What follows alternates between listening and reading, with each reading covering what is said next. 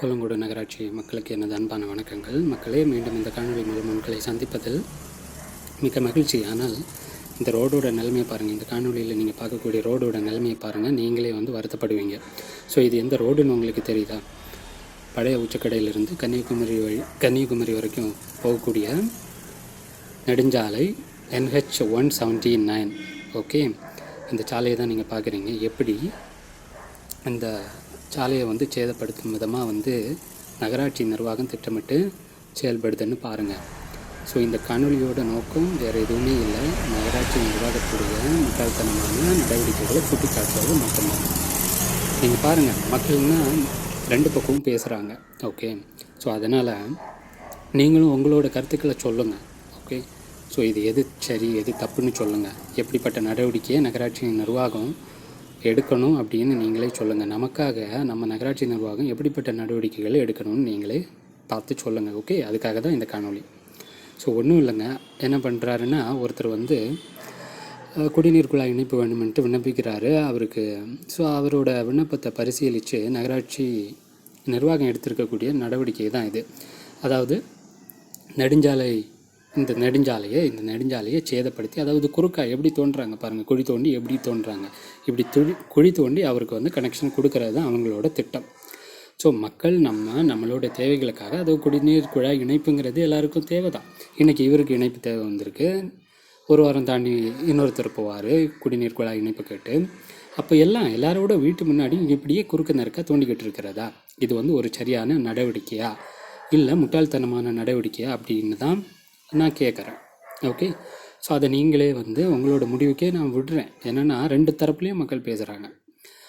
So ஒன்றும் இல்லைங்க, இதிலேருந்து கொஞ்சம் அந்த பக்கம் ஒரு பகுதி இருக்குது, ஆலுமூடு அப்படிங்கிற பகுதி இருக்குது. அந்த பகுதி வரைக்கும் ரோட்டுக்கு இந்த பக்கம் ஒரு இணைப்பு குழாய் இருக்குது. அந்த குழாயிலிருந்து இணைப்பை இந்த பகுதி வரைக்கும் நீட்டிக்கிட்டு வந்தாங்கன்னா பிரச்சனையே இல்லை.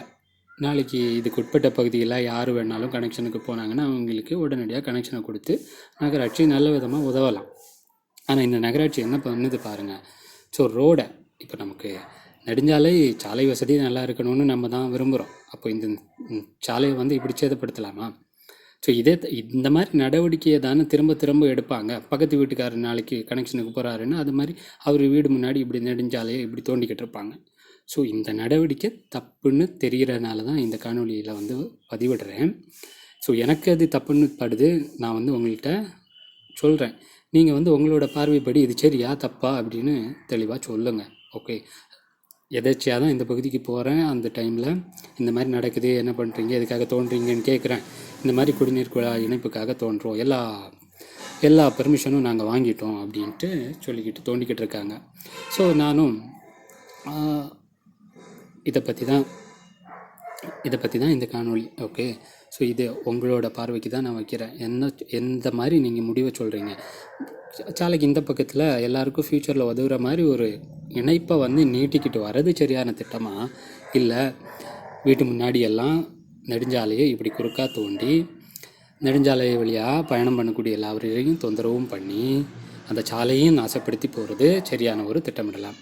இது எந்த பகுதின்னு குறிப்பிட்டு சொல்கிறேன். கொல்லங்கோடு நகராட்சிக்கு உட்பட்ட 16வது வார்டு, அதாவது இந்த வார்டோட கவுன்சிலர் பேர் கிறிஸ்டல் பாய். ஸோ நான் இன்னொன்றையும் குறிப்பிட்டு சொல்லணும். இந்த வார்டு கவுன்சிலர்ஸு கொல்லங்கோடு நகராட்சிக்கு உட்பட்ட இந்த 33 வார்டுலேயும் இருக்கக்கூடிய கவுன்சிலர்ஸோட ஒருங்கிணைந்த ஒரு திட்டமிடல் தான் ஒரு நகராட்சியை நல்ல படிக்க வழி நடத்தும். இவங்களோட திட்டமிடல் எல்லாமே சுய ஆதாயத்துக்காக இருக்குதோ அப்படிங்கிற கொஸ்டின் எனக்கு வரத்தான் செய்யுது. ஸோ அதனால தான் இந்த காணொளி. அதை பற்றி நீங்கள் என்ன நினைக்கிறீங்க அப்படிங்கிறத கமெண்டாக போடுங்க.